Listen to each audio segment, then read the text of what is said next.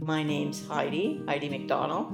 My pronouns are she and her, and I identify as a lesbian or just about any of those words. You know, I don't care what you call me, just call me for dinner.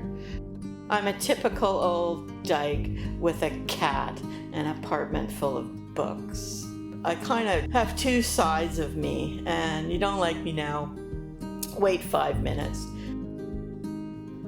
Well, I was a young person growing up in Alberta. My parents divorced when they were young. My mother was pregnant at 15, and they waited for her 16th birthday to have the wedding.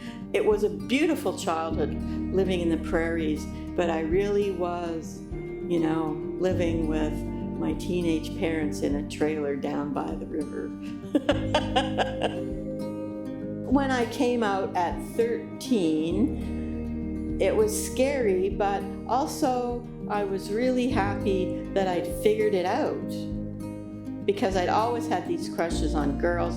Oh man, it was embarrassing. I'd write poetry to the girls in my class, piles and piles of it in junior high, and it was just ridiculous. On their birthday, give them little friendship rings. Like, it was just on and on and on.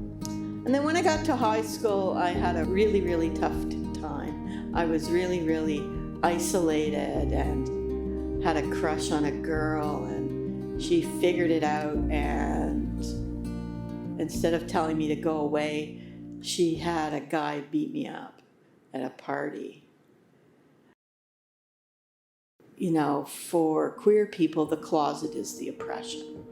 It's the prison. We make ourselves, a society makes us get in this prison. But I always knew somehow if I got into university, that would be the place. Just knew when I got there that there would be other gay people. Discovering that I was queer was this big difference that made me not fit in. And not so much maybe even being queer, but wanting a different path as a young woman, not wanting a family, wanting to live on my own. That really was what divided me. I would say community in general means everything to me.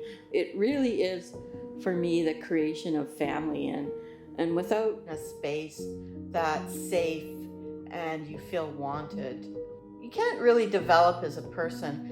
You don't even necessarily have to be exactly, you know, your people, do everything exactly, but you really have to feel appreciated and wanted. So we need to be compassionate to ourselves and others, because that's how we're going to survive as individuals. I wish I could get a hold of these pile of letters that they were written about 1986, and we had a petition going out in Canada. It was a very successful petition in write-in demanding gay, lesbian, queer, the whole gamut rights. And all these younger people in high schools wrote. And that was like 1986, and they were like in high school saying they hoped they grew up and they would have rights. And I'm thinking, I don't know, how old are they now? 40? 45? I wish I could meet some of them again and say, you know, we did it, look.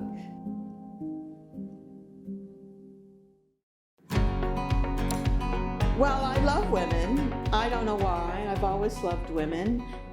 It's been wonderful. It's been heartbreaking. It's been everything. There's a lesbian joke, an army of ex-lovers can't go wrong.